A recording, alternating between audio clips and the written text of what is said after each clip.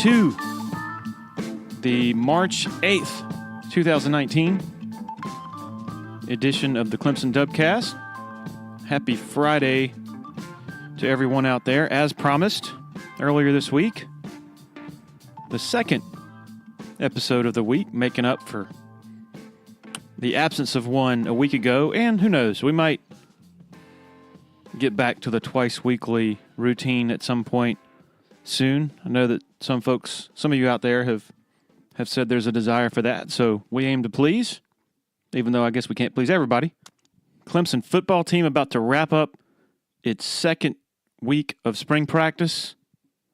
And if you go to TigerIllustrated.com, boy, had a very interesting conversation with Brent Venables after Wednesday's practice. Asked him how his cornerbacks were holding up, his thin cornerback ranks because of injury, because of the departures of Trayvon Mullen and Mark Fields. Asked how they were holding up against all those freaks on the other side of the ball.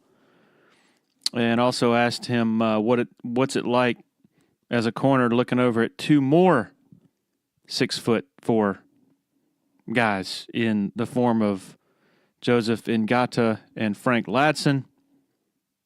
Venables said those two are better at the same stage as T. Higgins and Justin Ross when they arrived, and it's really no question.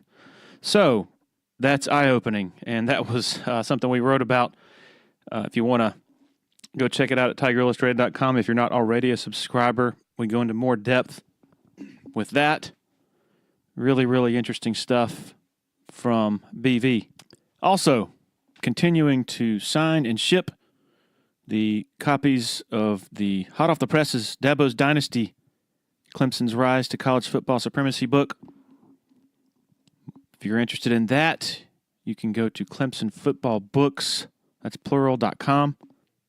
Getting quite a few reports from people who are in the process of reading it and have read it, and very happy with the reviews so far. So thank all of you out there who have already got your hands on the Dabo's Dynasty book.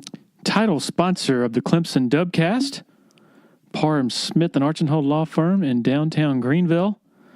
Blake Smith and Brooke Archenhold, both Clemson grads, huge fans. Also, they're responsible for those Clemson Dubcast koozies you might have seen around lately. Those have been a popular item, so really appreciate Parham Smith and Archenhold producing those. In addition to that, the forte of their law firm is medical negligence. They represent patients and their family members in medical negligence actions, also handle all sorts of other complex personal injury litigation. For instance, they handled the Cleveland Park rollover case, also handled the GHS infection cases. Very complex stuff that they are highly trained to do, and they're in the business to help people. Parham Smith and Archenhold offers free consultations, so you can call them at 864-990-4581 or go to parhamlaw.com. Business owners in the upstate and beyond, I want to tell you about Tandem Payment, based right here in the upstate, changing the face of payment processing. Office is located throughout the Southeast. One of the owners of the Greenville location, 2005 Clemson grad. If you're a business owner, you know how painful it is to get the weekly phone calls from the national processing companies promising, quote, the lowest rates in the industry. Tandem approaches this part of it completely differently, face-to-face. The newest program they offer is called Cash Discount. You can eliminate up to 100% of your annual credit card processing fees. The best part of it is it encourages more cash transactions inside your business, plus you save the typical processing fees you pay annually. Call Tandem today to learn more about how to eliminate your credit card processing fees. 864-672-1570. That's 1570 or tandempayment.com. Okay, our guest today, Phil Kornblut. We're going to talk about a lot of stuff, but at the top, what is it like after 35 years of doing a job to walk into an office and learn that you no longer have that job? So what was it like for him to go through that experience, trying to pick up the pieces and start from scratch, which he did right away. What is it like to deal with accusations from both fan bases that you are a rabid fan of the other team? And I'll say this, I'm not going to tell anybody what to think about them. It's your opinion, and you're entitled to that. But I'll say this, if you're ticking off both fan bases equally, then I think you're doing something right. So anyway, so here we go with Phil Kornblut, an institution in the state of South Carolina in recruiting coverage. We're going to talk about the origins of that, how that began, just really fascinating stuff. Some of his recollections about squabbles with various head coaches at both schools. So anyway, I'm going to get out of the way here, and you guys enjoy.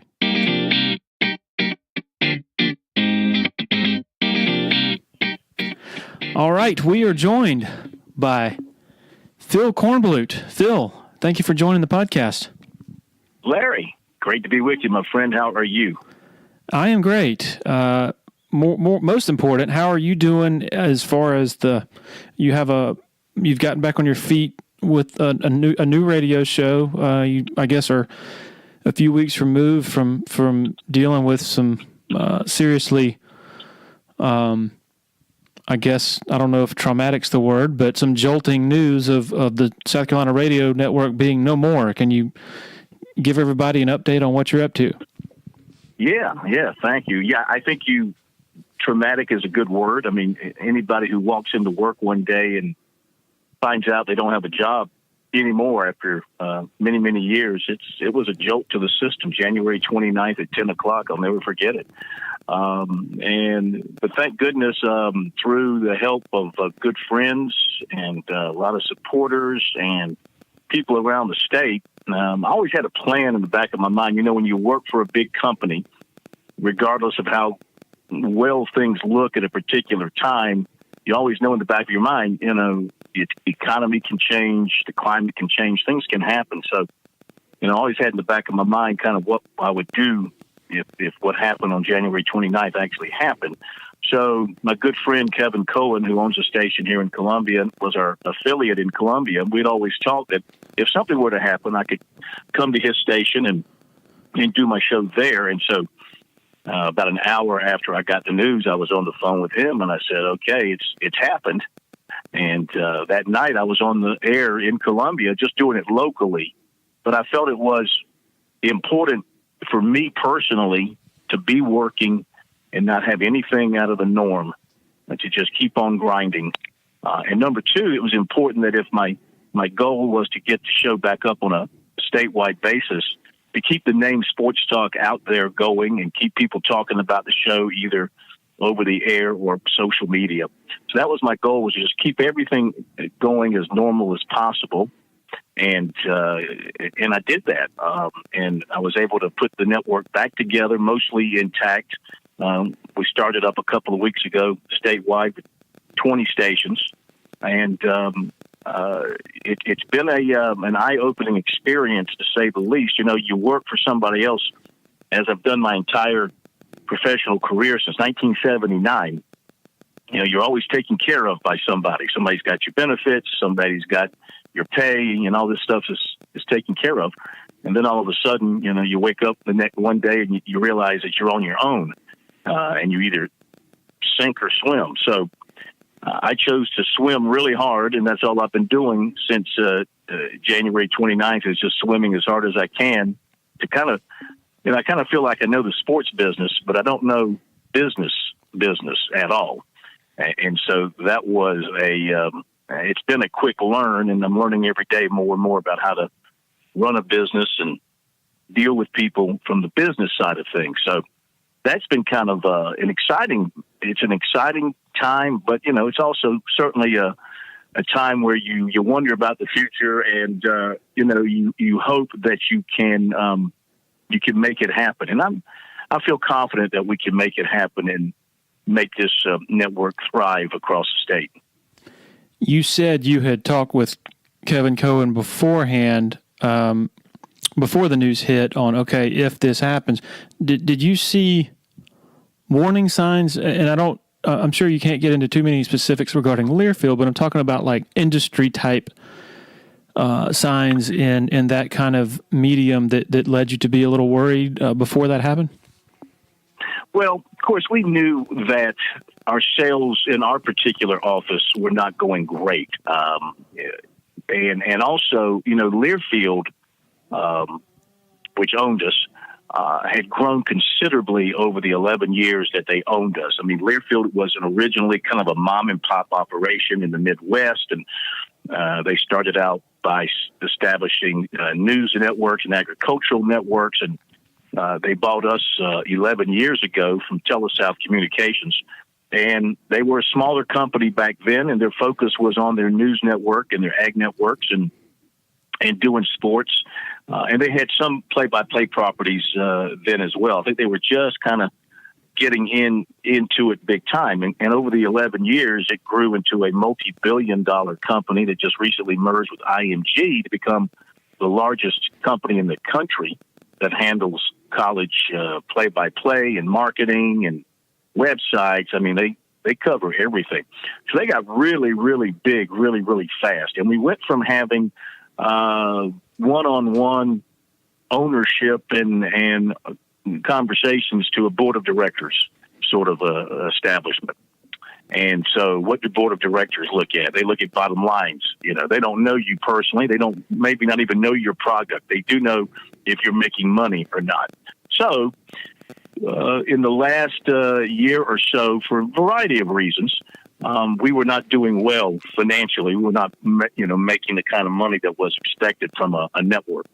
And so we had we knew that situation was going on. We also saw where our travel budget had been cut significantly in an effort to save money and to show the board of directors that we were making efforts to save money and things of that nature. We did what we could to also try and also continue to operate as a news and sports network. And of course, Will Pelagic, who was my co-host, he and I were of the same mind about covering events and being at things. I've always thought that's important to making our show successful. So there were some indications that financially things weren't great, but nothing of that we were at the point of being shut down.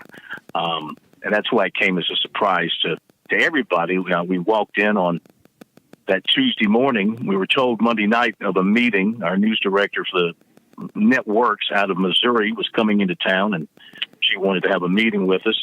And I thought it was going to be about our budgets and also about the ramifications of the merger with IMG and what, if anything, that would impact us in any particular way.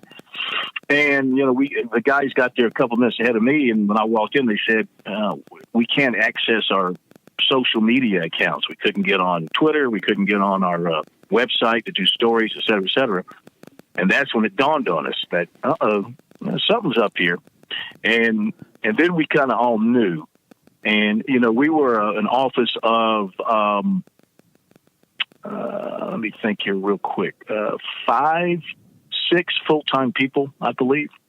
And so all of us who were there, we all took off our keys off our keychains before the person arrived with the head of HR, and we put all our keys on the table because we knew why they were coming at that point in time. We knew we were cooked. So when they walked in, the keys were there.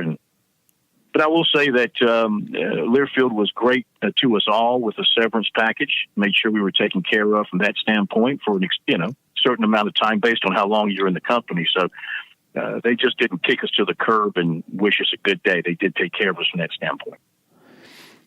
And so you were telling me yesterday, all of the equipment that you used, recording equipment, laptop, assorted other stuff, was owned by them. And so you had to immediately go out and plunk down a bunch of money on stuff that you had to do your job, right?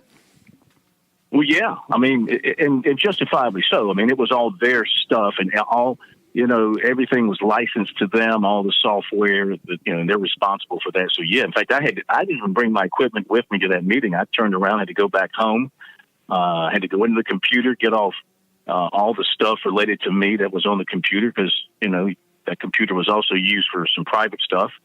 And so I had to clean all that off and take it back downtown and just turn in everything that was theirs. I gave back to them, which was fine. And then, I realized that night when I did the show, I didn't have a computer. I didn't have anything. I didn't have a recorder. I didn't have a microphone. I didn't have a pen. So, I went out and bought all that the next day. And besides getting the show up and running, I also thought it was important to get some kind of a internet presence going, both on Twitter. See, I had never done a Twitter in my own name. My Twitter was always Sports Talk. And I never tweet personal stuff. I just tweet whatever I happen to be covering. So I had to start a Twitter page in my name. I had to start a little web page in my name and start putting stories. I immediately, I kept doing my recruiting stuff. Signing day was coming up. Signing day was a little over a week away. And so I was intent on keeping up my recruiting work and getting my recruiting stuff out. So I had to establish all that as well. Now, Learfield has licensed back to me the Twitter that we had for Sports Talk, which was great. We had over 17,000 followers, and so that was great to get that back. They've also licensed back to me the website that we had, and I'm in the process of getting that up and running again too. So, everything is slowly getting back to normal, which was what I've been seeking all along. And I don't even consider Sports Talk as starting over. It's a continuation. I kept the name. They gave me the name Sports Talk. Everything related to it in that way, they licensed to me, so I'm able to keep it going in as normal a way as possible. In fact, I was going to do the show through Learfield's uplink. When we first got this thing going again, I was going to use the receivers that were in the state of South Carolina that were owned by Learfield. They were going to leave them in the state, and I was going to buy the time to uplink the show through their satellite distribution. But after about a week of having that plan in place, they let me know that they were going to be pulling their receivers out of South Carolina, so that killed that idea. And so we had to come up with another way of getting the show to the stations, which we came up with a plan that's working well. And what is that plan? Well, we stream the show now over the internet. There is a receiver known as a Barracks box, and it receives audio streams through the internet. So we bought these boxes for all of our affiliates and hand delivered them to them because we were in such a hurry to get it to them. Myself and Matt Smith and Rick Sanford, we divided up the state. Each took an X number of boxes and hand delivered them to the station so they could get them installed and get their engineers working on them. So it works. From what I've heard back from the stations, with a couple of glitches here and there, depending on the internet situation, they work extremely well. So we are delivering the show to the stations via the internet. Okay, and how many stations do you have right now? We have 20. Oh, wow. Yeah, we have 20 stations. We had 29, and we lost Charleston for now. We lost Greenville for now. We lost Sumter for now. And each of those had 2 stations. When I say stations, I mean I look at stations. You have AM and FM situations in almost every station. So, like in Union, for example, or Columbia. Columbia, we have the Point Radio, AM and FM. So those are 2 stations because 2 different sticks, 2 different frequencies, 2 different ways people can pick up the show in that particular case. So we've got 20 and looking to get back into Charleston, get back into Anderson and Greenville, Sumter, the spots where we are a little bit thin. We're working on adding stations there. And so you still have to sell advertising. Tell me about that endeavor. I think you were telling me Matt Smith, he's a former radio personality in Spartanburg. He lives in Charleston now, and he's going back and forth between Charleston and Columbia to do the show while also soliciting potential advertisers? That's correct. Smitty has a history as a station owner as well. He was the co-owner of the ESPN station in Spartanburg, WSPG. And so he's got that experience in his background of things related to the business side of it and also the sales side of it. So he's right now heading that up, though the three of us agree that we need a full-time dedicated salesperson. And I'm talking to somebody right now who I know is very, very good and would really push us over the top, trying to get this person to come on board with us. Because I just think, I am not a salesperson at all. My deal is the covering of the sports and preparing the show and working with affiliates. That's kind of my strength. Rick Sanford, former football great, NFL guy, and his reputation and his name are big. And he's also has been a very good broadcaster since he's stepped into this and has picked up that side of things. And he knows a lot of people that helps to bring some potential clients to the table. And Smitty's more the sales guy for us right now. So he's handling all that. As far away from sales as I can get, the better we'll be. I can promise you that. And so it's 3, maybe 4 of you if you hire a sales manager. So I guess the negative up front is trying to handle, trying to get accustomed to all these new things. But I would guess the plus side is that's less overhead than there was, working for Learfield, where they have to pay a bunch of salaries to all these different people who are also covering the state house and benefits and all that. Am I right about that? That's correct. Yeah. I mean, our overhead will be very small. We've got a nice setup with Kevin at his place. And our overhead will be minimal. Most of the sales that will come in once we finish buying the equipment that we need to operate the way we need to operate. And of course, you're always adding new equipment, and you're always spending a little bit here and there just to make yourself better in some form or fashion. But our overhead will be much less because, we're just taking care of the 3 of us and maybe the 4 of us. And everything that we make will go towards, salaries, things of that nature, outside of the equipment that we have to buy and the travel. Again, we're not relenting on our coverage. Like I'm going to go to Nashville for the SEC tournament. Smitty's going to go to Charlotte for the ACC tournament. We'll be in Columbia for the regional, and if Clemson gets into the NCAA tournament, and it's not too crazy a trip, we may hit them up, wherever they happen to be. We'll have to wait and see where they end up. So, our plan is to, spend money on covering things because that's important to what we do. Okay, so you started in 1979. Do you remember when it first dawned on you that, hey, there's a market for informing fans about recruits? Well, yeah, it really was my idea. I was an intern in Columbia at what was then WIS Radio 560. It's now WVOC. And the sports director was a guy named Bill Wakey. And I went to work for him in 1978 as an intern. And I would help out on his show, as interns do, mostly sitting back and listening and watching and learning. And one of the people he would have on his show every spring was a guy by the name of Joe Terranova. I don't know if that rings a bell with you, but yep. It does ring a bell. Joe Terranova, he was really the first guy to recognize recruiting classes and actually attempt to rank them. And it would come out in April, usually, Sports Illustrated in the scorecard. Here's Joe Terranova's annual ranking of the top 10 college football recruiting classes. And Bill would have Joe on here to talk about it. Man, Joe was an engineer with the Ford Motor Company in East Lansing, Michigan. And but this was his sideline passion, was this. And he was the only person in America that we knew of who was doing it at the time.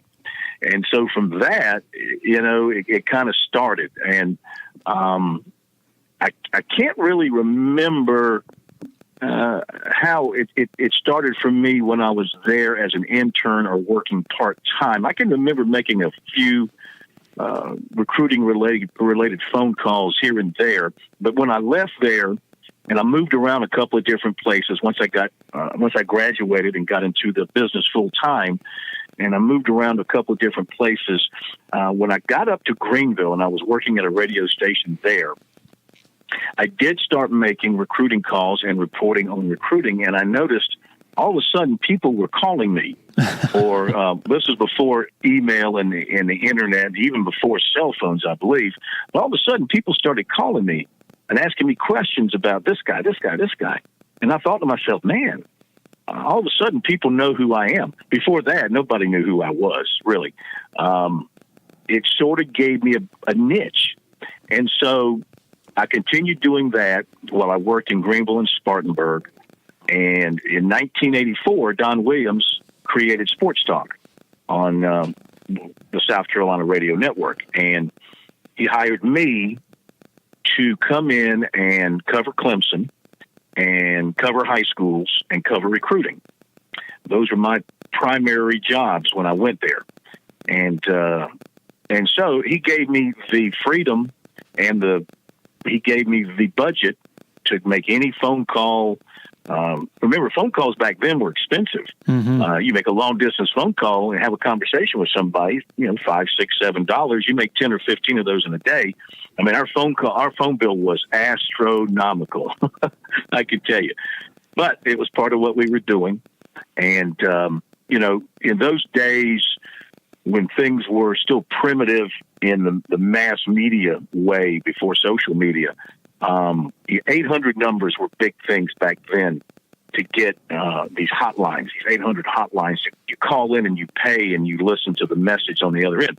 So we established a number that people could call in to hear the recruiting report. And really it was driven home to us in a big, big way about recruiting on the day Todd Ellis signed with South Carolina. I'm telling you, the people in the office could not work because so many people were calling in trying to find out where Todd Ellis signed, because he didn't commit prior to. I think he waited till signing day and announced for South Carolina, and he had Stanford, and he had North Carolina, and he had some other big ones as well. But he was such a big-time recruit, and I'm telling you, the place just blew up. And everybody was like, man, this recruiting stuff is crazy. And then Don recommended that I start a recruiting newsletter, which I did, called the Recruiting News. And I had at one time over 1,000 subscribers to that, paying like $30 a year for it. And it's something that I did weekly. And then I ended up doing it like every other week because it became so much work. But that further entrenched me into the recruiting coverage. And it just went on from there as then the internet developed and evolved into the thing it is now for recruiting, and I just moved along with it. When did you start selling your recruiting columns to Palmetto State newspapers? Oh, boy. Let's see. One day, I guess it might have been in the 80s or the early 90s, a guy by the name of Brian Tolley called me. And Brian now is back at the state newspaper. And, we went and had lunch, and he said, how would you like to write a recruiting column once a week for the state paper? And I said, sure. I mean, what do you need? Da-da-da-da. And he laid it out for me. And that's where it started. And so, and that was such a big success. I mean, people read the newspaper back in those days. The newspaper circulation back in those days was huge. And there I was every Monday morning, my big old smiling face, in this long column. I mean, you know the newspaper business, inches and words. I can't begin to tell you how long it was because, my column was made up of everything I had accumulated the previous week. Editing was never a strength of mine. Okay. I'll let the other people do that. So I gave them everything I had. And so it started then, and then I guess on my own, I said, hey, let me see if I can spread this around. And I contacted Charleston, and they jumped on board. I contacted Spartanburg, I've got Sumter still, and I've got Greenwood, and I've got Seneca as well right now. So I believe that's everybody. So there's been a couple of papers to come and go over the years, but Yeah, that conversation with Brian Tolley kind of got that started, and it moved on to other papers. As you know, that particular year moved on, I reached out to other people, and they said, "Yeah, come on, let's do it." So the state was cool with that. They didn't want exclusivity. Yeah, they weren't paying me enough for exclusivity. Yeah. You know, Okay. They weren't doing that. They were paying me a nice little writer's fee, and that was expanded. I mean, it's changed a lot. I mean, first of all, you know, newspapers have shrunk, and the state is among them. They don't even run it in the paper anymore. All my recruiting stuff for them it goes online. Now, Charleston still runs it in the paper, and so does Spartanburg and the other papers as well. But I also now provide them with information for their websites. Like anytime there's a commitment, I will write up a story, and the papers that subscribe to me, I'll shoot them those stories. And it helps them because they don't have anybody in their newsrooms dedicated to covering recruiting. And they know, I mean, let's face it, and you talk to reporters today, the recruiting stories get you more what they call clicks now than practically anything else. Maybe a coach hiring and firing, you know, rumors about that, it gets you a bunch of clicks. But if you notice now, there are more and more regular newspaper guys that don't cover recruiting on a regular basis, but write recruiting stories because they know that gets clicks. And that's what it's all about. It's not about subscriptions. It's about getting those clicks. Excuse me. It's about getting those clicks on those websites. So they're actually doing more and more of their own writing of that sort. But still, I can write feature stories on players or informational stories. And also when they commit, I'm able to get them stories and they can put them on their sites. So in the late 90s, this thing called the internet comes around. Well, I guess it was earlier than that, but for the sake of this conversation, little known fact, you, Phil Kornblut, once owned the domain TigerIllustrated.com. Exactly right. You know, I don't know if it was, I think it might have had a different name. Was it? Yeah, it was Tiger Roar or something like that? Tiger Roar, yeah. I think it was. We had to work around LSU's domain name as well, which was kind of similar. But yeah, you know, in the late 90s, when the internet was cranking up and starting to get involved in the recruiting side of things, the folks at Rivals, the original Rivals, I was one of the people that they reached out to about my interest. And I'm like, sure, I'll look at it. And I went out to Las Vegas for this big group meeting. It must have been, I don't know, several hundred people there. And I remember it was at the Venetian. Very, very nice. I mean, they treated us like kings. And, you know, great rooms and parties and dinners, provided you with your laptop that you would need, all this stuff. And they started explaining to us, you know, and I'm no computer geek by any means, so this was all Greek to me. They started explaining to us how you would do your stories and how you would publish your stories and how that would be seen and da-da-da-da. And so that's kind of how it started. And what they wanted from me was to run two sites, one for the state of South Carolina, covering kids in South Carolina, and one for Clemson. And I said, well, I got no problem doing the one for the state of South Carolina. That became PalmettoSports.com. But I can't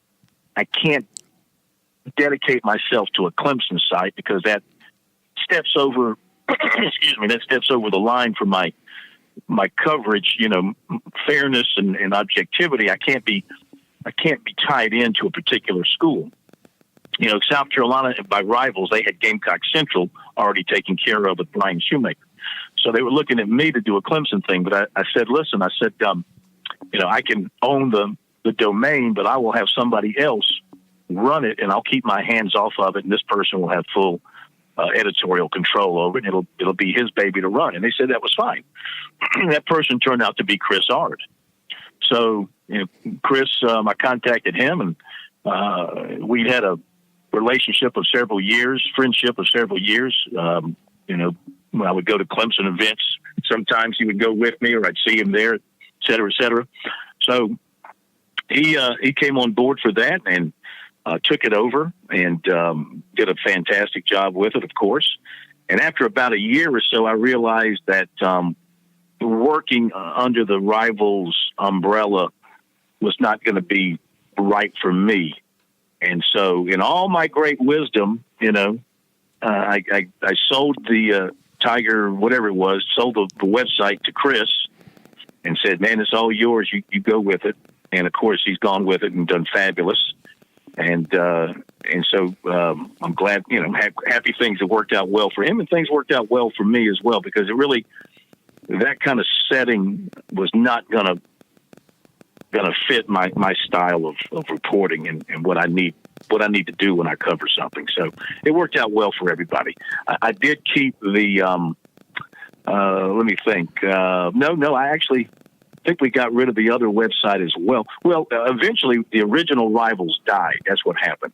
The original Rivals died. I remember the day that all the websites went dark.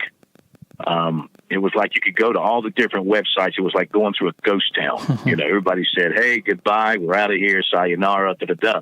So, but obviously Chris kept his site going and reconnected with the next people that started it up. So worked out well for him, and I moved on and worked out well for me too. So when did it occur to you at any point, okay, these sites like Gamecock Central and Tiger Illustrated are going to be built on covering recruiting. I cover recruiting. They're going to be making my job more difficult. They're going to be infringing on my, I guess, market share, for lack of a better word. Was that something that dawned on you at any point? Yes. Not so much the market share. I mean, I always felt like I'd have my listeners and I'd have my readers. I always have felt that way. But it was the way of gathering news that changed, the way of gathering the recruiting information that changed. And I had somebody tell me when all this was coming about, he said, what's going to happen? And he laid it out for me pretty clearly. He said, what's going to happen is these websites are going to be tied in close with the schools.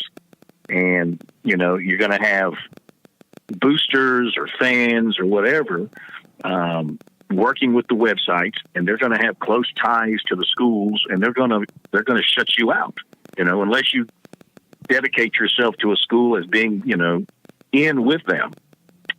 And I said, well, no, that's not going to happen, blah, blah, blah, blah. But yeah, eventually it did. I found that over time, as schools discovered that these websites were vital in their recruiting efforts, and they did become vital because they realized that's where the recruits lived. They realized that it was in their best interest to work with these website people. This is my opinion, and I believe it to be based in fact.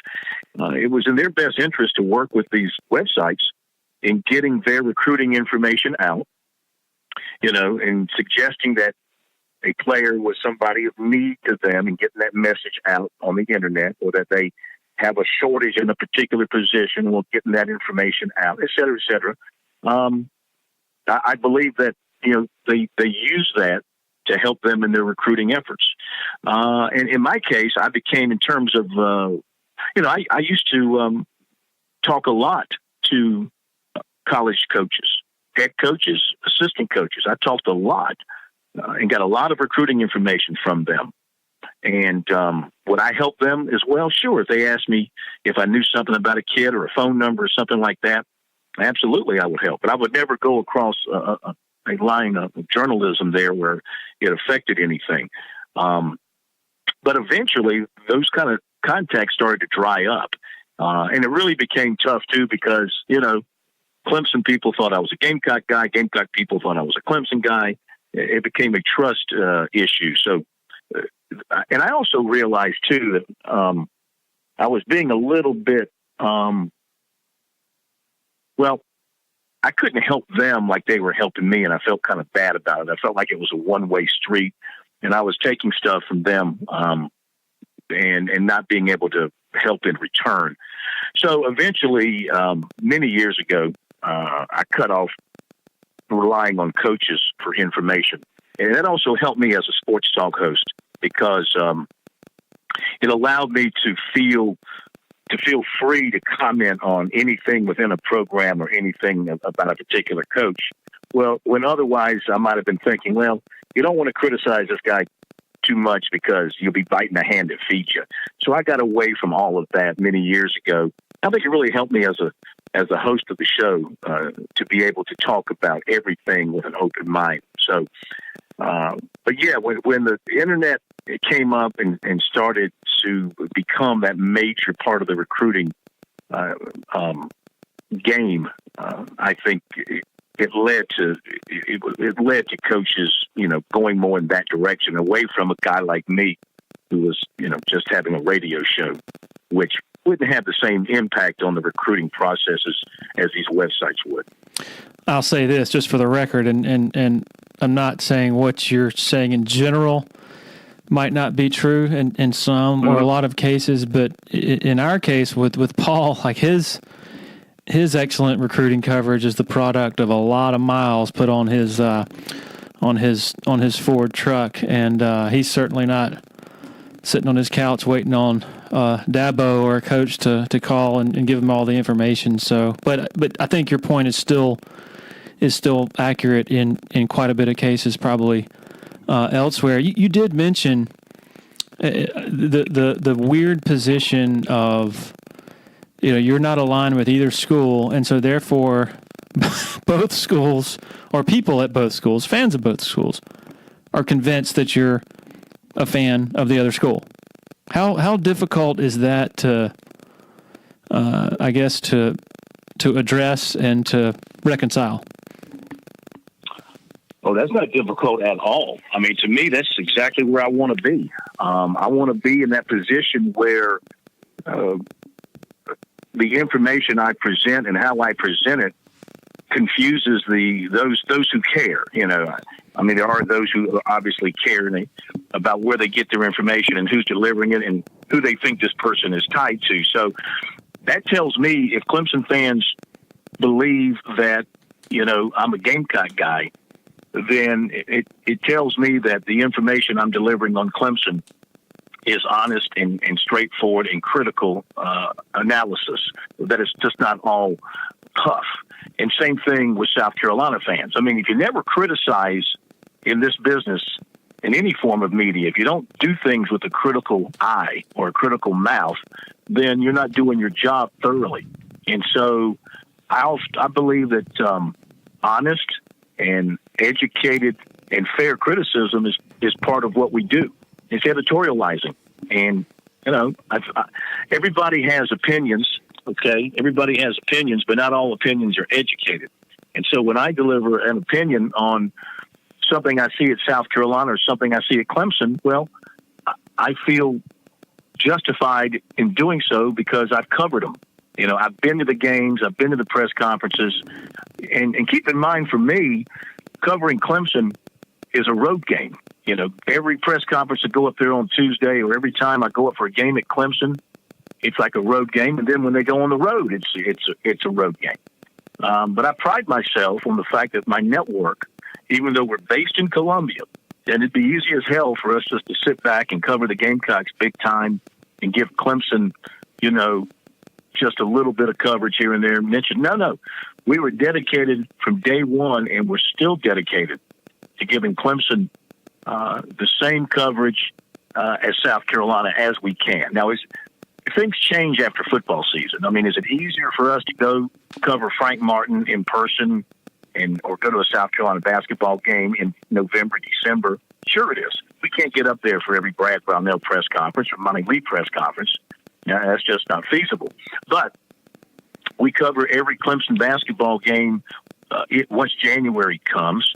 We're like Clemson fans. We don't care until the ACC season starts. And even then, I wonder how much they care.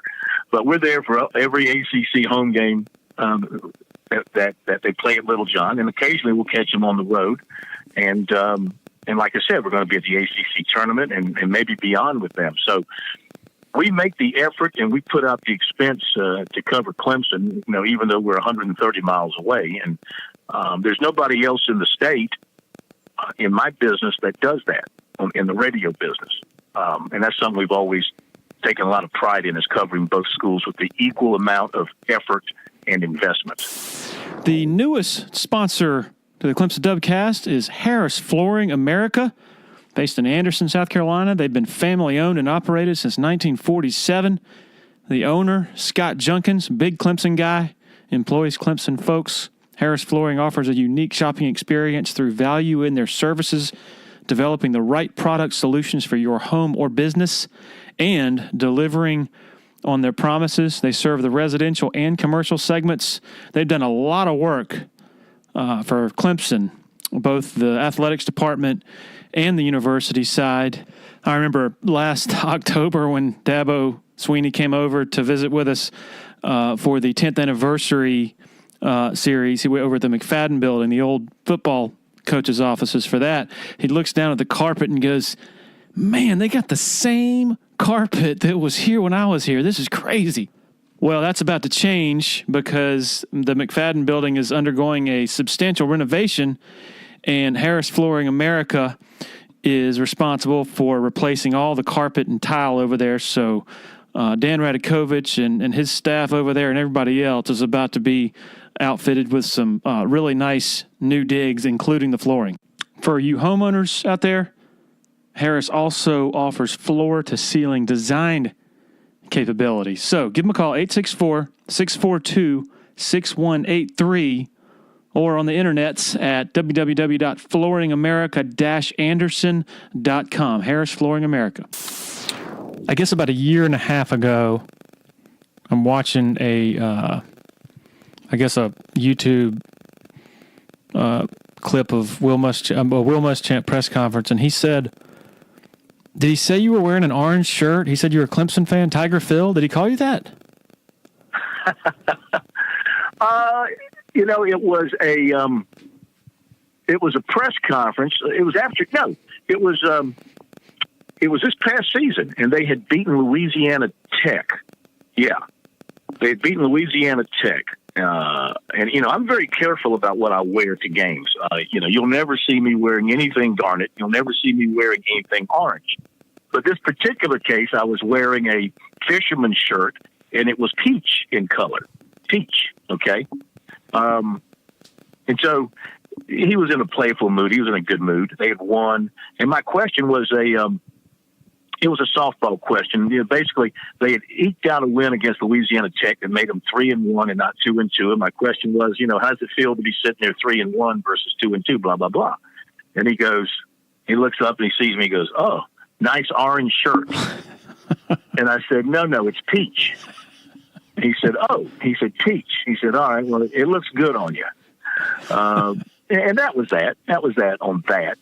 But yeah, the running joke around the South Carolina coaches' offices, and it doesn't matter who the coach is, who the staff is. Once they know me, I mean, the reputation with them comes up of Tiger Phil, that sort of stuff. Because some of the fans have called me that over the years. But listen, you got good old Brad Scott, right? When Brad Scott was head coach of South Carolina, he thought I was a Clemson guy. We actually had a meeting where he wanted to discuss with me my Clemson leanings and and my friendship with Tommy West and all this sort of stuff. And I said, "Brad, you're just so wrong on all this stuff, blah blah blah." Now Brad Scott's up at Clemson. Ask him where he thinks my leanings are now. And he's going to tell you he's a Gamecock.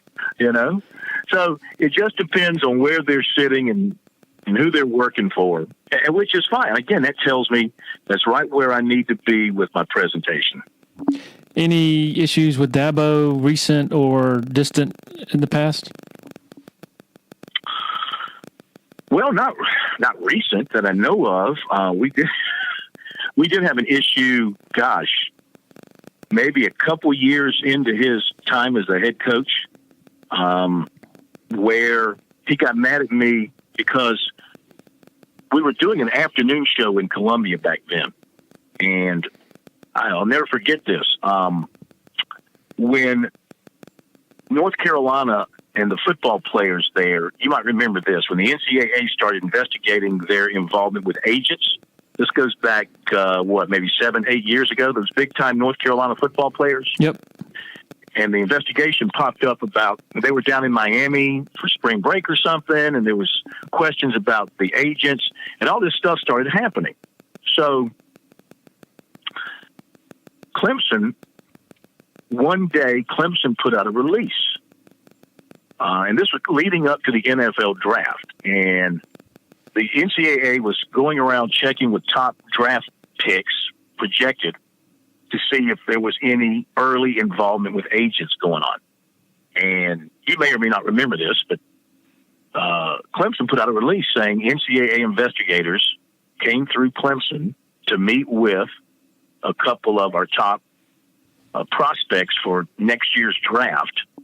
And Clemson is not under investigation, fully cooperated, answered all questions, and everybody was clear. They didn't name the players.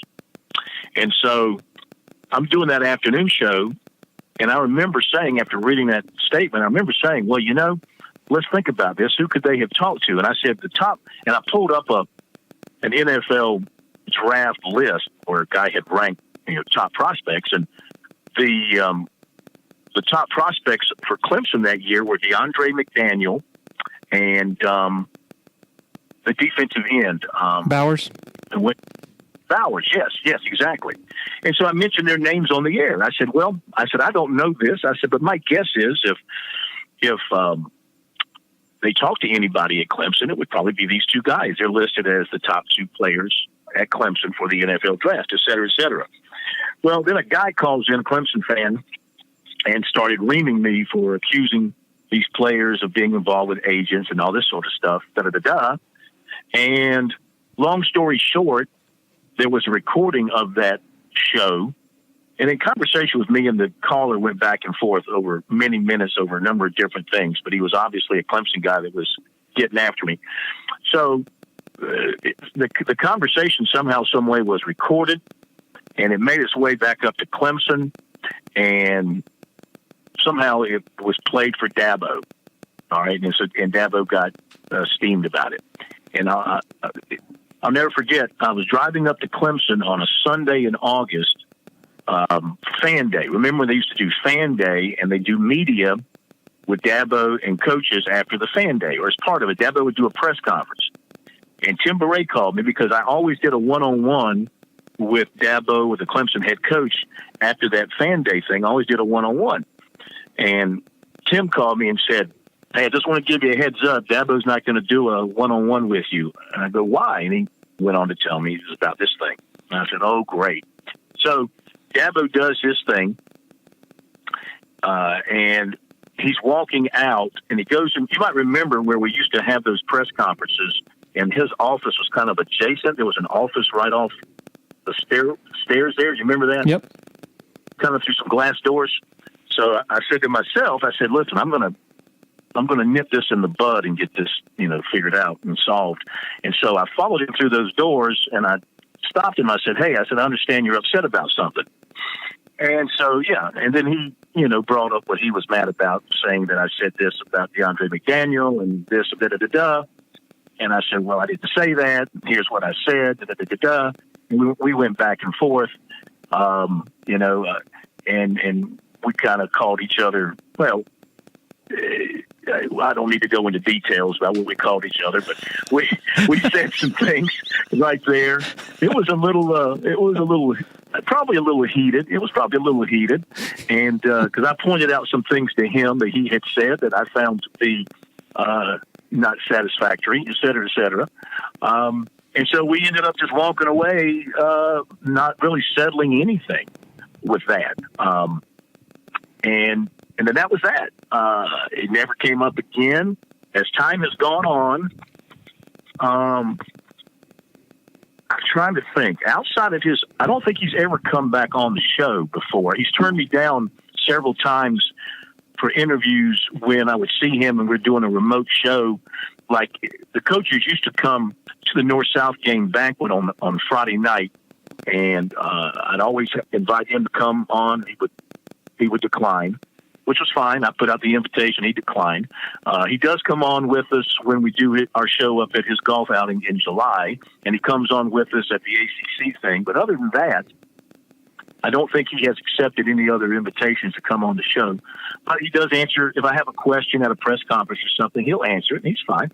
And, I mean, I think our relationship is professional where it should be, and that's all I need, you know. That's all I need. So that's the story on that, and I'm sure it's not even something that he even remembers to this day, but obviously I do. Of all the coaches you've covered in your 40 or so years of doing it, who's been the most difficult to deal with?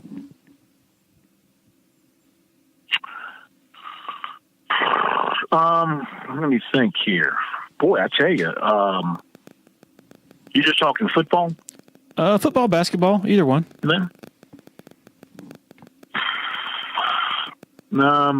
Well, basketball, George Felton in South Carolina. No question. Really? That was not easy. Yeah, that was not easy. George was not easy to deal with. No. He didn't want to be dealt with, and so he was not easy to deal with. He's probably the only one.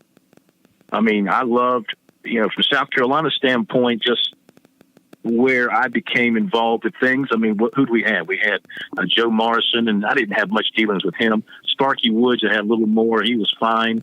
Lou Holtz was a lot of fun. Spurrier was fantastic. And Muschamp is fine. You know, I mean, Muschamp, like you pointed out earlier, he has his little comments and all that, but I just let that roll off the back as just, again, the reputation thing and him just picking. And that's fine. Muschamp accepts invitations to come on the show, and he answers questions. So that's all I can ask for. Clemson-wise, I don't think I've ever had a problem with any Clemson coach. Going back to Coach Ford, where, you know, I had some very good access to Coach Ford in the 80s because of the business dealings between our network and him when he had his falling out with Clemson. And so, I mean, I got to know him well, and members of his coaching staff who became friends, like Chuck Reedy, Miles Aldridge, and Tommy West. You know, those were guys when I was just a young guy getting started, and I'd come up to Clemson for, you know, that fan day thing. They used to do it on the practice fields behind when they had practice fields behind McFadden, I think is where it was. It was practice fields back there. And or when I would come up for the Tuesday press conferences, those coaches, those assistant coaches would always talk to me and ask me how I was doing. And they were very friendly guys. You know, they reached out to you, and I'd get to see them at the Shrine Bowl and things like that. And I got to know them a little bit. And then and I've seen them, you know, many times over the years. So, and then at Clemson, I mean, so the football coaches have always been fine to deal with, and basketball coaches, you know, I go back to Bill Foster's days, and then of course Cliff Ellis, who I still talk to today when he's at Coastal. Rick Barnes was great, and Larry Shyatt. You know, I used to talk to Larry Shyatt a lot, and of course, and now with Brad, I probably have less of a relationship with Brad than any of the others, but he does come on the show when we ask, and he's fine, you know, with answering questions. So I don't really, and he, you know, I can do a one-on-one with him at the ACC Media Day, so he's fine. So, and of course, Clemson baseball, and going back to Coach Wilhelm, to Jack, to Monty, great relationship with all those guys. And South Carolina, same thing with baseball. I mean, I picked it up with June Raines, to Ray Tanner, to Chad Holbrook, and now to Mark Kingston. So, really about the only guy I can think of, and I wasn't alone with George Felton. I mean, that was just a media-wide thing, that he just wasn't that kind of guy that was going to get close to the media and let you get close to him. He was just a jerk, pretty much? Well, I mean, I don't like to call people names. Well, I'm just going to say, I guess what I'm saying, was he in general just not a good dude, or he just had an issue with dealing with the media? Right. I mean, I don't know. I mean, he had his off-the-court issues, okay, that led to his demise at South Carolina. Yet, you know, for a while there, he had it going. He was recruiting well. He was getting, you know, players in the state. He got him to the NCAA tournament. He beat North Carolina in Charlotte. He had a lot of good things going his way. He was the connection that they had been looking for to Frank McGuire, because he played for Frank. He was a New York guy, but he just wasn't. He just wasn't very to the media. He may have been great, with his friends and family. I can't speak of that. Can only tell you about my dealings with him, and they were short and not not very close at all. So you ask who was kind of difficult to deal with from a media standpoint, he'd be the one guy that comes to mind out of all the coaches that I've dealt with. The Dabo-Spurrier relationship was tremendously entertaining. Do you have a grasp on what the relationship is like between Dabo and Muschamp? I don't think it's close at all, as far as I can tell. And I think that's because Muschamp hasn't been able to compete yet. And I think if he ever gets to where he beats him, that might change some things. I think with Dabo and Spurrier, once Spurrier started beating Dabo, and he won those 5 consecutive years, I think that's when it started developing into a friendship sort of thing, because Dabo realized, hey, this guy's got it going, and I'm having a hard time here, and he's kind of putting my life in jeopardy. And then Dabo was able to turn it around at the very end. Muschamp is he's a hard-minded guy. I mean, everything with him is football. In talking with us, and I can't speak about his private life, but I mean, he's just very X's and O's. He's a different type of head coach and CEO than Dabo is. He's hands-on, most everything. His conversations with the media often blend into, long monologues about defensive strategy and breaking down a player and his skills. He's just very much focused on that aspect of it, and he wants the image, and he lives the image of a very tough-minded, hard-nosed, physical coach. He coaches that way. He practices that way. And then you got Dabo, on the other hand, who loves to sit there and tell you stories and talk about a kid's family and talk about this, that, and the other, and not so much X's and O's stuff. It's just different styles. I'd say Dabo's more of a charmer, and Muschamp is just more of a grinder, get right to the point kind of guy in terms of their public persona. So you're talking about two different types of personalities. I don't know that they run in the same football circles at all. Muschamp's not a golfer, I don't believe. And I think that might have been part of it with Spurrier, too. He and Dabo got to see each other at that Chick-fil-A thing, and probably that helped to warm the relationship between the two. So, until Muschamp beats Clemson and kind of has some kind of leverage there, I don't know that there's any reason for Dabo to feel like he's got to warm up to him beyond saying hello to him prior to a game. Muschamp had to deal with following Spurrier. He has that shadow looming in the form of, the standard for great success was elevated to 11 wins 3 years in a row, something they had never done in Columbia. So he has to deal with that, and then he also has to deal with Spurrier and his staff falling asleep at the wheel in recruiting in the last few years of Spurrier's tenure. Then he has to deal with this monster in the upstate that has won 2 national titles in the last 3 years. And then in his division, the SEC East, he has to deal with that monster over in Athens. Has there ever been a tougher predicament faced by a South Carolina football coach than the one that Muschamp faces right now? Because, and I say that in the sense of they just won 7 games. Traditionally, that's a pretty good season. But now it doesn't feel that way just based on all of that context. Yeah, that's an excellent point, and I'm just sitting here thinking as you're talking. And I guess Joe Morrison in the 80s, dealing with Danny Ford's machine at Clemson, and being an independent, and South Carolina not really capitalizing on that 84 season in a big way. I mean, they went on to have some 8-win seasons after that, but it didn't win any bowl games. that would be maybe the closest comparison of the modern era that I can think of. I can't go back and tell you about what it was like as a Gamecock coach to face Frank Howard and all his great years and all that. But yeah, you point out and paint a dire picture for South Carolina from the standpoint where, for those of us who follow the program and see it closely, there's no question it's an improving program. There's no question that Muschamp and his staff can recruit their tails off. And they get after it, and they work extremely hard. And they've got all the brick and mortar that you could ever want now with this new football administration building, their new indoor facility, their practice fields, renovations at Williams-Brice Stadium. They got everything that you can want in building a big-time program.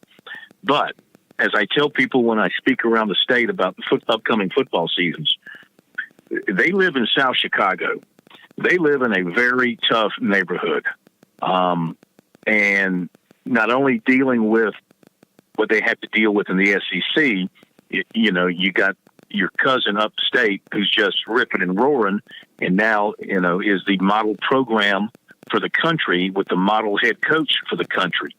And that's a tough pill to swallow. How do you overcome that? I don't know that they can, to be quite honest with you, because Clemson is not backing up. The rest of the SEC is not backing up. And I don't know that South Carolina can get the level of talent all congregated at one time to raise itself up, or that they'll be coached well enough. I mean, so far, nobody's going to confuse their offensive and defensive coaches as being geniuses. At least with Spurrier, you had the bullet in your gun that, well, look, it's Spurrier over there. We know he's going to come up with something. Okay, nobody's confusing Brian McClendon of that on offense, or even Muschamp of being that way on defense. So they have their work cut out for them. This might be his best team. In fact, I believe he's already said this is going to be his best team. Yet the record, because of who they play, might not reflect that. When you look at the fact that they've got to play Georgia, they've got to play Alabama, they've got to play Texas A&M, you got to play Florida, you got to play Kentucky, a team that you've lost to 5 years in a row. You open up with North Carolina, that's going to be all excited once again. Oh, yeah, and there's still Clemson to play the last week of the season. That's an unbelievably tough schedule. But I will say that they're an older team with a quarterback who has started now. It'll be basically 4 years. You got a bunch of upperclassmen spread throughout the lineup. If there's any chance of them to spring upsets against the schedule, this team will give them that chance to do that. Phil, this is probably not a good question because it's not very specific, but what impresses you most about the job that Dabo has done and the prominence that they've achieved in recent years? What impresses me the most is that he proved everybody wrong. You know as well as I do, when he first was hired, everybody first said, what is this, a joke? And then when he set out to establish himself and build his program, the things that he did and said that people laughed at, the swarm unit. I don't call them first and second team. I call them the swarm unit. I call them the attack unit. Kyle Parker's as good as the top 25 quarterbacks in the NFL. You know the stuff that Dabo would say. His never-ending campaigning for his players and his program, his cheerleading. I had a Clemson administrator say to me one time after about 2 or 3 years in, he said, I don't know if we hired a coach or a cheerleader. But he never lost focus on what his plan was and how to execute it. And it focused on recruiting. And when he finally broke through with guys like Davis and C.J. Spiller, and then more recently Sammy Watkins, and then Deshaun, and they started building. And he finally also got his coaching staff straightened out. He fixed things on defense. He got the right people on offense. I mean, right now he's got the Midas touch because everything he touches turns to gold. And I think what has impressed me the most is that he stuck to his guns. He never wavered from his vision or how he was going to get there. And to this day, he still hyperventilates about his players and how great this guy is, how great that guy is. And you just kind of roll your eyes. But, his philosophy of always building up and never really tearing down has worked for him. And now he's got everything else around him with the facilities and with what they can sell. And he lives in a good neighborhood. I mean, let's face it. When I say South Carolina lives in South Chicago, well, Clemson lives in Beverly Hills. And by that I mean it is soft and it is easy to get where you need to go where they are right now. It may change over the next 3 or 4 years, but we all know how bad the ACC has been and how weak that particular division is. It doesn't take a whole lot to get where you need to go where they are right now. So it's a great situation. People ask all the time, will Dabo go to Alabama? I see no logical reason why he would want to replace Saban. None whatsoever. I got to believe he's going to be happy right where he is because I see no reason in the next 10 years that anything's going to change at Clemson. So who knows how many national titles they're going to win over the next 10 years. They might run up, 5 or 6 or 7 more. Phil, you're in Columbia. You're around a lot of Gamecock fans. What has this done to the psyche of that fan base? I mean, they can't stand Dabo, most of them. And when Spurrier was there, his barbs toward Dabo, I mean, that was ecstasy for Gamecock fans because it sort of confirmed their belief that he was a clown and he wasn't fit to be a head coach. What has this run by Clemson done just to their overall psyche? Well, I think it's just made them more angry. I think that, the 5 losses in a row now has taken them back a little bit, and they're questioning their own leaders. How did this happen? How did we go from here, to here in this short amount of time? And how do we get back? And what their leaders have to tell them is, and this is true, you got to be patient. And you have to believe in Will Muschamp, and you have to believe in Ray Tanner, and you have to believe that Ray Tanner hired the best guy he could hire at that particular time, and that this guy, Will Muschamp, knows how to build a staff and knows how to run a football operation. There's no excuses now. He's got everything he needs to be successful. It's up to Muschamp and his staff to get it done. I think he's got more time. It's like any athletics director who hires a coach, they tie themselves to one another. And I think Ray Tanner is going to give him all the time he needs to elevate this thing. They've got good players in the program. They got a good young quarterback they can develop. It might be a little brutal this year. Who knows? Maybe they'll surprise a team or two along the way, or maybe they're going to get their nose bloodied against these big teams. We'll have to wait and see how they play. But, the fans, the South Carolina fans, have just got to be patient and give Muschamp the opportunity to build this. And you can't keep changing coaches every 3 or 4 years. Virginia Tech's a good lesson.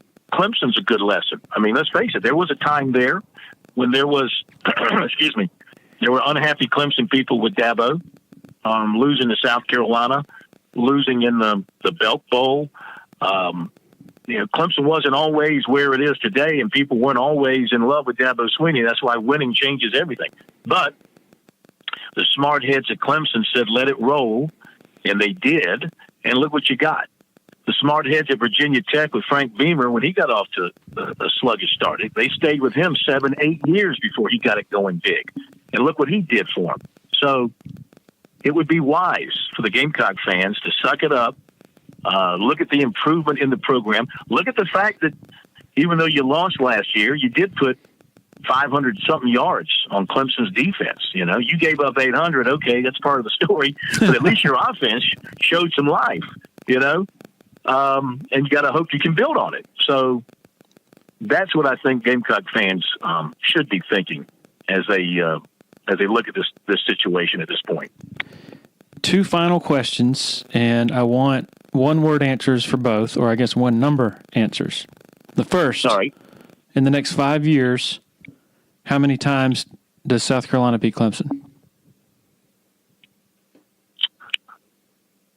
Next 5 years, how many times do they beat them? One, yeah. I'm gonna say, just to be fair, I'm gonna say 2. Woo! Yeah. Is that? So am I going over the top? Did I go over the top by saying that? I'm sorry, it's hard to see. Well, here's the thing. They play in Columbia this year. Okay, and you're going to say, are you suggesting that South Carolina will beat Clemson in Columbia this year? And I'm going to say, yes, I'm suggesting that could happen this year.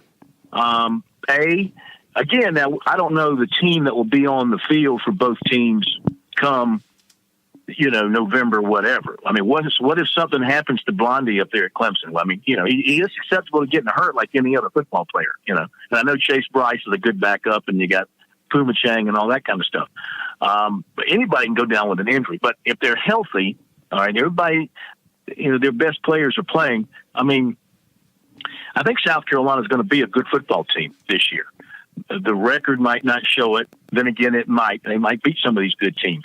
I mean, look, they had Florida on the ropes in Gainesville last year, couldn't hang on in the fourth quarter. Went to Clemson and did something offensively against Clemson nobody has done. They're going to be better on defense this year, older, more talented, and deeper. And, I got to believe that Jake Bentley's got a chance he's got good people around him. If they can get the running game going and find that guy, that's one thing they've been lacking is that guy at running back. They need, to find that horse at running back. If they can develop that, that's going to really complete their offense. So, I'm not going to be shocked if they beat them in Columbia this year. Home game, the emotions of trying to break the losing streak. And then at some point over the next 4 years, anything's possible. So I give them a chance at 2. Okay. Over the next 5. Final question. Yeah. A one-number answer. How in the next 5 years, how many more national titles does Clemson win?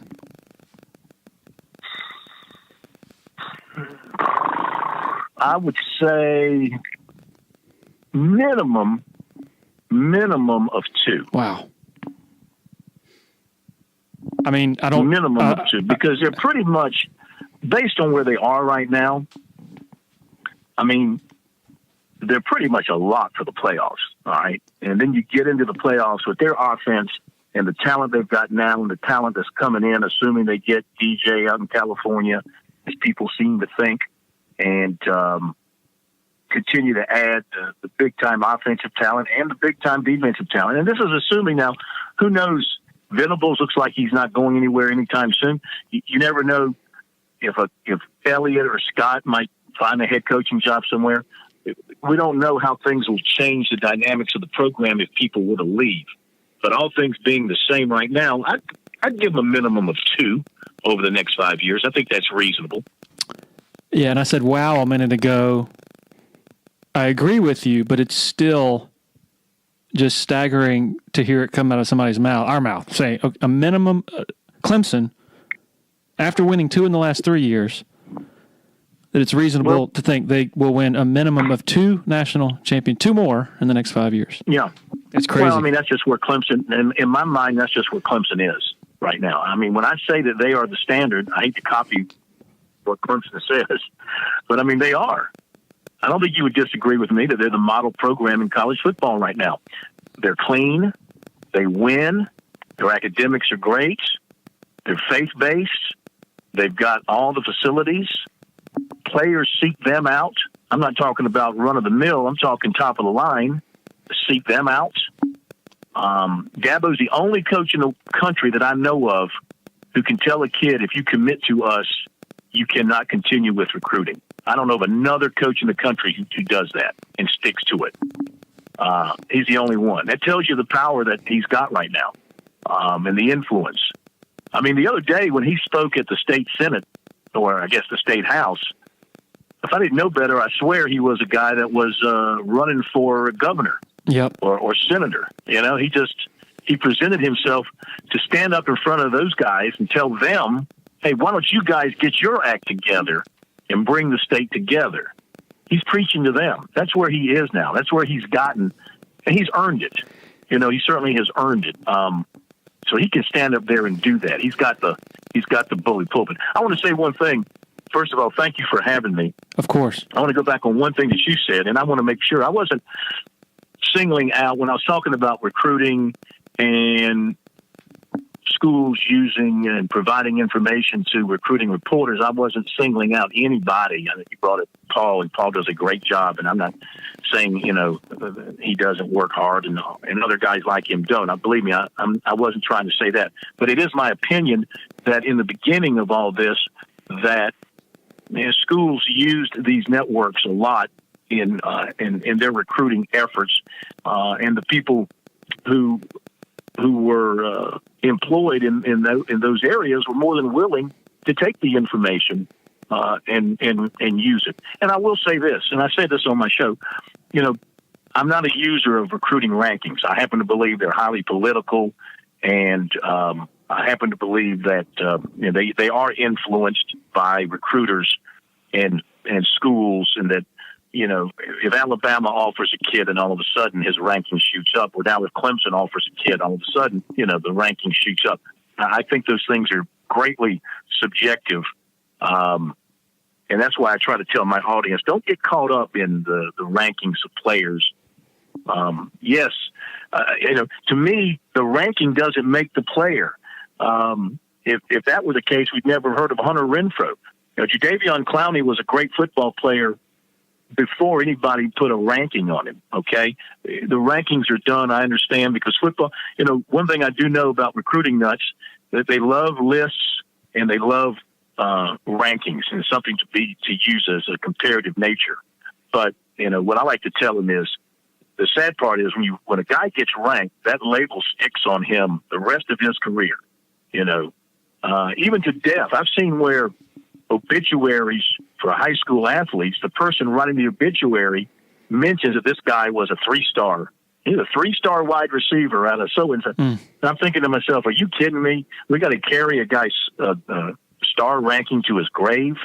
That's a little bit over the top for me. So I just wanted to point out, I wasn't criticizing anybody in particular when you mentioned Paul there, because I respect Paul, and I know that he does do a fantastic job. To me, he's amazing. However he gets it, it's amazing to me what he knows, the depth of his knowledge and his information. He certainly leads everybody around here when it comes to covering Clemson recruiting. Yeah, and didn't take it as you directly criticizing. It was just adding some context in an FYI sort of way. But Phil Kornblut, you are an institution in this state and have been for a long time, and very happy for you that you've gotten back on your feet so quickly. I wish you continued success, and thank you so much for giving us all your time. Well, Larry, some people might say I need to be in an institution. I don't know about being an institution, but I really appreciate it. You and I have known each other a lot of years, and you've done a marvelous job. Everywhere you've been, you've stirred them up one way or another, so keep stirring the pot. I appreciate that, Phil. Have a great one. You too, Larry. Thank you, man. Okay, thanks to Phil Kornblut for joining us, and I am borderline despondent as of a few seconds ago. Just realized I neglected to ask Phil about the 2003 press conference in which he asked Tommy Bowden, in your heart of hearts, do you think you're going to be back next year? Provoking the much controversial lip quiver from Tommy Bowden. That is my fault. Boy, might need to call him back for another segment and ask him to reminisce on that. So anyway, thanks again to Phil. Thanks to our title sponsor, Parham Smith & Archenhold Law Firm in downtown Greenville. Also in Greenville, Tandem Payment. And last but certainly not least, Harris Flooring America, located in Anderson. All three of these businesses run by good people, friends. So please patronize them for helping make this podcast a well-oiled machine. even when I forget to ask Phil the obvious question about that question back in 2003. So thank everybody for listening. Have a wonderful weekend, and we will be back next week. Cheers.